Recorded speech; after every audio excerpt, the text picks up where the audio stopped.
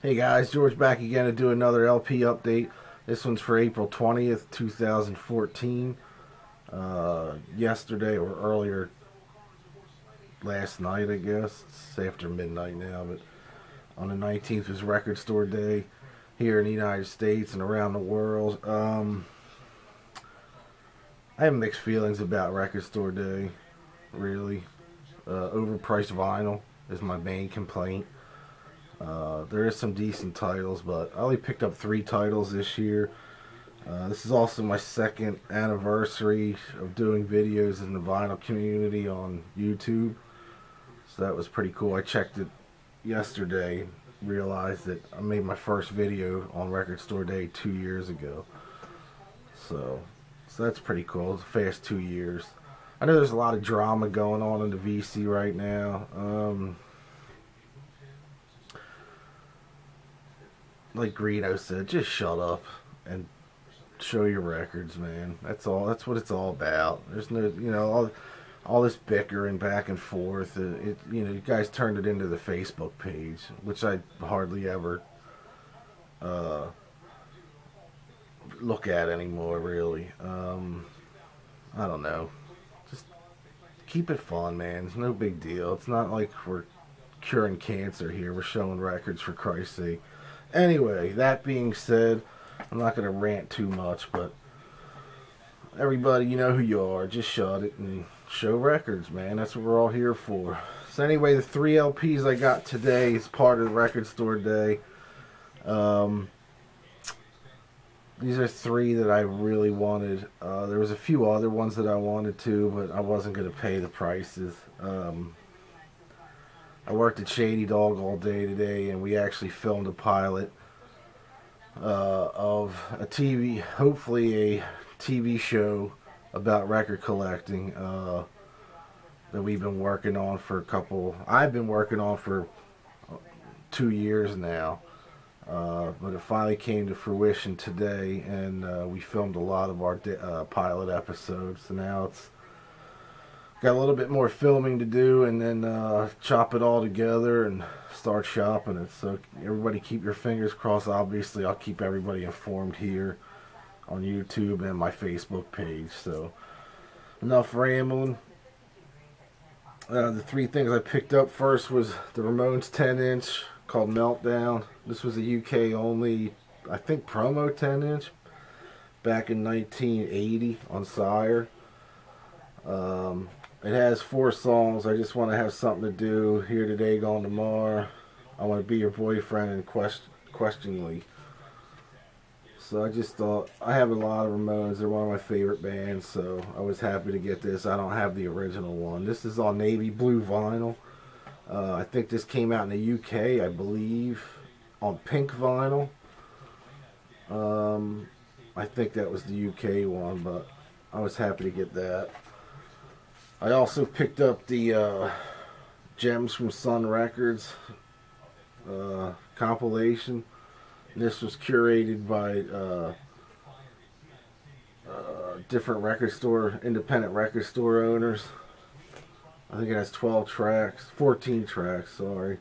7 on each side by the likes of Carl Perkins, Roy Orbison, Howlin' Wolf, Charlie Rich, Willie Nix, Jerry Lee Lewis, Little Juniors, Blue Flames, Billy Lee Riley, Rufus Thomas. So this is volume 1. I guess they're going to hopefully be doing these comps every year. And this was super cheap.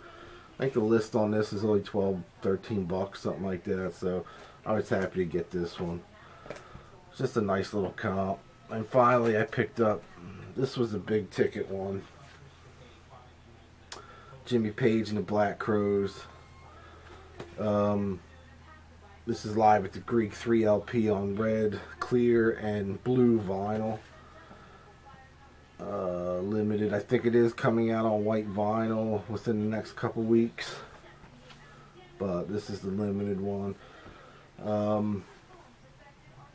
Record Store Day is about $35 piece, I guess, but of course eBay, it's already up to like $100 already, or I saw one guy up there wanting 180 for his, so, but I was happy to get that.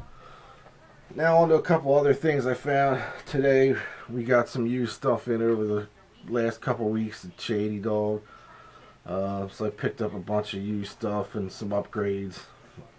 And stuff I never had before. First up, James Gang, Your Album, featuring Joe Walsh. Now we're getting a glare. Like I said, I started using these new sleeves from Bags Unlimited. I really like them. But the only problem is they do have a glare on them when you're trying to show them. But Thin Lizzy Rocker, 71 to 74. I never had this one. This is on Decca from 1977 in London. It's part of the London Collector Series. This is a US pressing. Has Whiskey in the Jar on it. Black Boys on the Corner. You know, it's just a bunch of cool little stuff, but cool little things. It's an early Thin Lizzy thing, but I really liked it. I like this record. Keeping with the Thin Lizzy vibe, I got the Solo in Soho from Phil Lynott. His solo album from 1980. So I haven't listened to this yet. I don't know how it's going to be, but pretty cool. I showed this last time too, and another one came in that was even better looking than the one I got last time. The Sweet Desolation Boulevard. Yet another copy of it showed up, and this one's dead mint. So finally a dead mint version. Mine has just been good. The last one I got was near mint, but this is awesome. This one, really killer shape. I'll probably end up getting rid of a few of the other. I think that's my 4th copy of that, so I'll probably get rid of two of the other ones. Also picked up Hey Jude from the Beatles, dead mint. This is an upgrade for me. I got this not too long ago. It had a slight scuff. I got it for really cheap. I got this one for cheap as well. But this sounds amazing. Really killer. First pressing, I believe. First or second pressing. It's got the real heavy cardboard, cover. But I'm happy to get that. An upgraded the self-titled Vanilla Fudge record with they do Ticket to Ride and Eleanor Rigby on this. People Get Ready, the Curtis Mayfield tunes on here. You Keep Me Hanging On is on here, but I think half of it's covers and the other half is, it might be all covers actually. I guess it's all covers really. But there's Young, I don't know if you can see it right here, Young Carmine Appice, or Carmine Apiece, however the hell you say it. That's a nice upgrade for me. I like that record. It's pretty good. I found a single for Purple Rain. This is on purple vinyl. It's got the 8-minute and 45-second version of Purple Rain, which I think is the album version. I think. Or this could be an extended one. It doesn't say extended, but I was happy to get this. Love that record. And there is a 25th or 30th anniversary deluxe edition of it coming out on vinyl and CD at some point this year, so with a bunch of unreleased tracks. I got this self-titled Motors album, the US pressing. I had gotten the UK pressing a while ago, probably about a month and a half ago, I guess, when I got the 5-lot Motors thing from the UK. But I found a US pressing dead mint, real cheap, you know, $1 or $2, so I picked that up. One Mott the Hoople record I never had. I don't know why. Brain Capers. Just never picked it up. Never saw it really in this condition. It was always beat to shit, so I always left it there. This one's dead mint. I cleaned all these records with the spin clean too, so that's what I've been doing. It was amazing. Like, I used the spin clean on about 20 albums, and I left it sit overnight, the water in the reservoir. and I checked it the next morning, and it was like, it was gross. The bottom was so much dirt and, you know, dust at the bottom of the water, so it really does a trick. Next up is one I'd never seen before, or I rarely seen. Pattern Disruptive from the Dickie Betts band.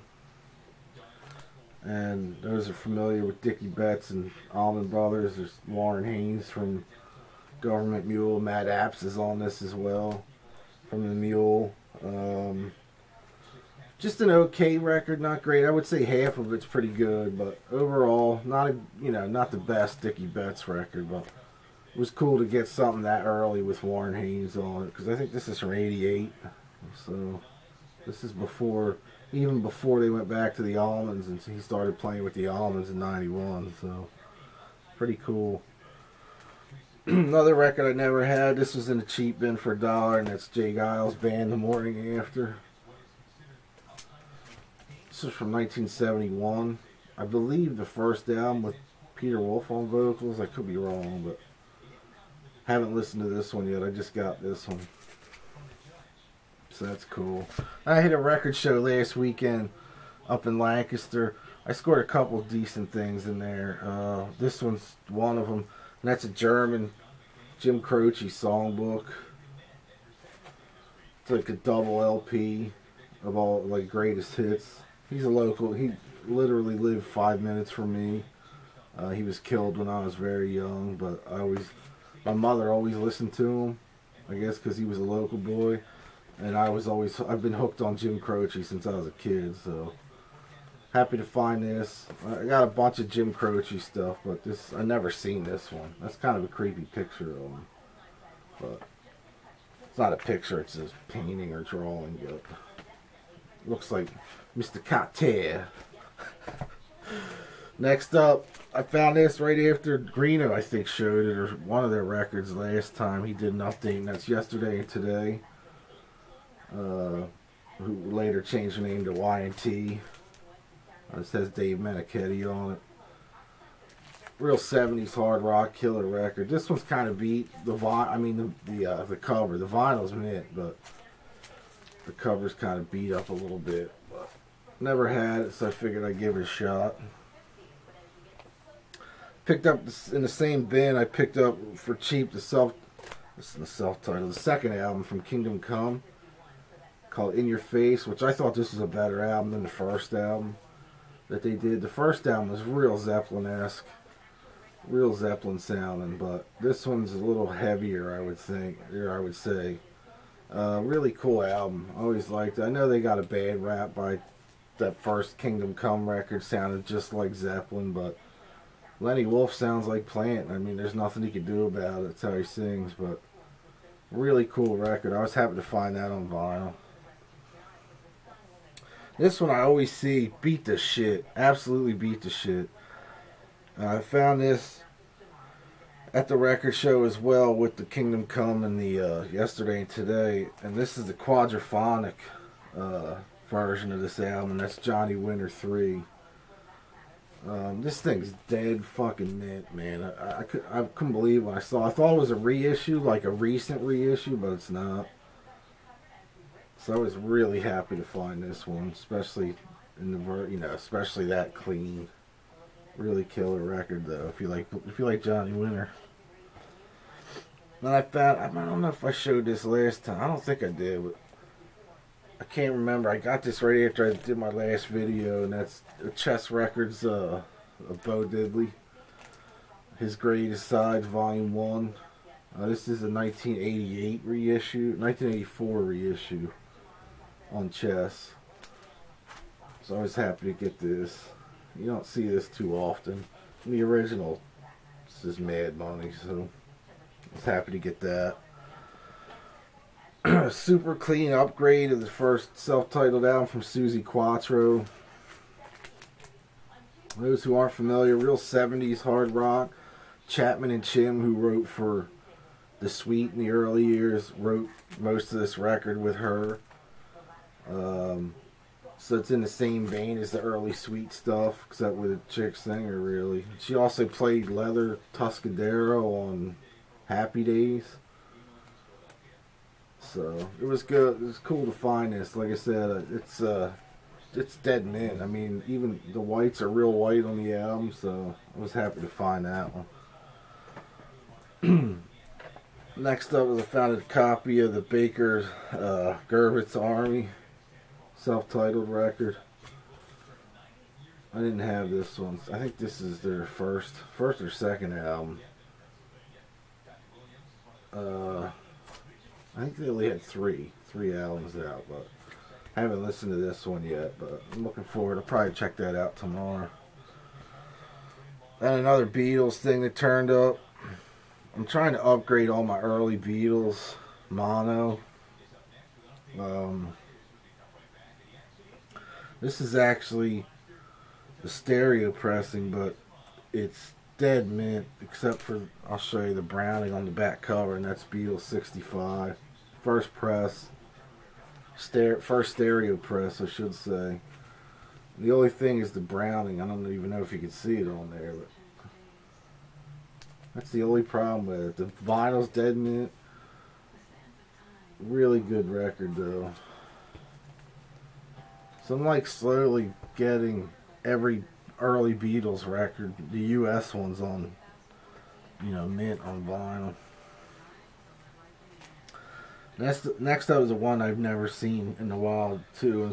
I guess it's kind of common, but it's the Best of Foghat on Rhino from 1989.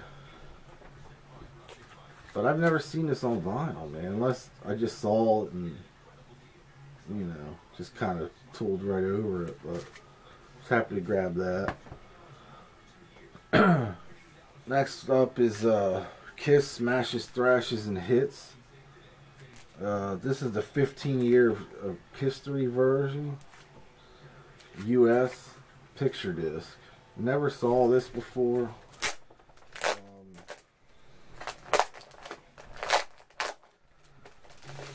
It's just weird. It has a nice gatefold. And the picture disc. So this is the original Smashes, Thrashes, and Hits picture disc. Just being a long-time Kiss fan, I just never saw it, or maybe because I'm not a big fan of picture discs. I didn't pay it any attention when it first came out. It does have a barcode, so it looks like it was available, retail. Because usually promos don't have the barcodes on them, but it has the barcode. So figured I'd pick that up. It was like $10 or something like that. 10 or 15. It might have been 15, but I never saw it, so I paid the 15. And then finally, the last three things I got. This one I got, I'll show that last, but Sony decided they're going to go ahead and release the last two AC/DC records, obviously before Black Ice, and reissue them on vinyl, 180 gram vinyl. They look and sound beautiful.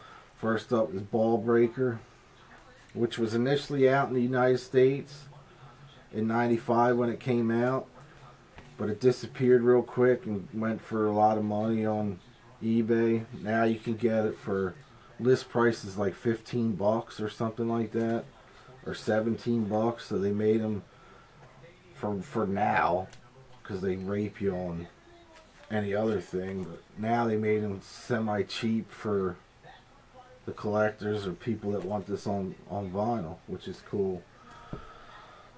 Next up, they released Stiff Upper Lip finally in the US on vinyl. This never had a United States release before. It was only released from, I believe, in Germany. There are a ton of bootlegs out there of this record on vinyl. They all sound like shit compared to the initial German pressing. And this pressing sounds amazing. They remastered it as well. Same with Ball Breaker. If you see the bootlegs, just be careful. The pressings suck. They're warbly or something. I have both of them on bootleg vinyl. I have both originals too, but boy, they sound like shit. So I'm going to be getting rid of those. There ain't no sense for me to keep those. the bootleg one, so I'll throw them in the bin, take them to Princeton or something. Really killer 180 gram.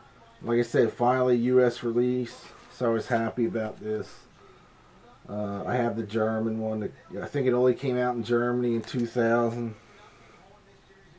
So, yeah, finally out. So get out there and buy this one, all you AC/DC fans. You can get it for same list as Ballbreaker. Go get both of them. Actually, oldies.com, we have them both.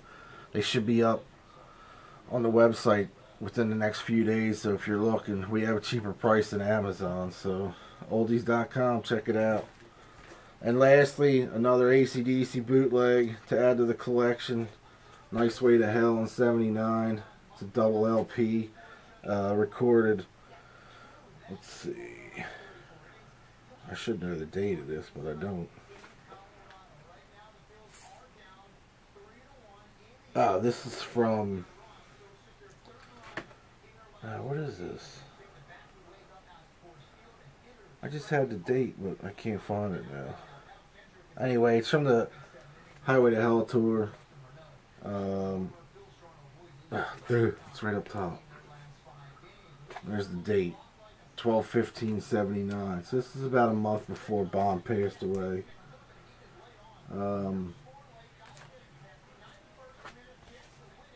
I think this is green vinyl. I think this was on green vinyl. I can't remember. I'm having a brain fart right now, but I don't remember if I listened to this yet. I don't think I listened to this yet.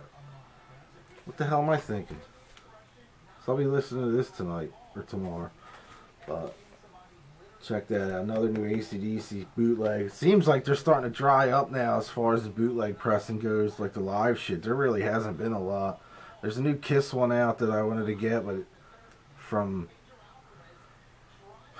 I'm not even going to try to remember, but I found one on eBay. It was already up to 115 bucks, so I was like, screw that. Last thing I have is a CD I got from... If you go to wildhearts.com, they're selling this right now, and it's a 2-disc set. Rock City versus the Wildhearts, 2-disc live album.